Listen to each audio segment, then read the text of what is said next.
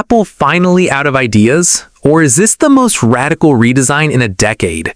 You've seen the trailers and you've heard the rumors, but most people are missing the real reason why the iPhone 18 Pro Max is making competitors nervous. Today we aren't just talking about another minor update. We're talking about the end of the notch, a camera that practically sees in the dark, and a secret AI feature that Apple hasn't even mentioned yet. If you think this is just another repackaged iPhone, you need to pay close attention, because everything you know about the smartphone experience is about to change forever. The dynamic island was always just a temporary bridge, but for the iPhone 18 Pro Max, that bridge is finally gone. We are looking at a true edge-to-edge display powered by revolutionary under-panel sensors. This means no holes, no cutouts, and no distractions. Just a pure, seamless screen that covers the entire front of the device. This isn't just a small rumor anymore. It is a design revolution that turns the iPhone into a futuristic slab of glass, making every previous model look instantly outdated.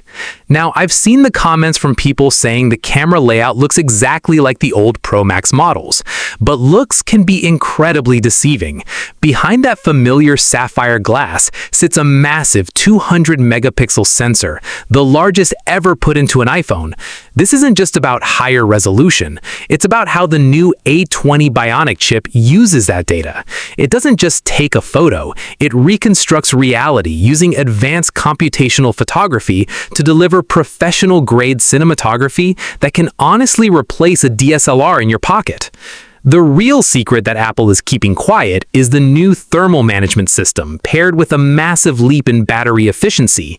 This allows the phone to record in full 8K resolution for hours without overheating, a feat that was previously impossible for a mobile device.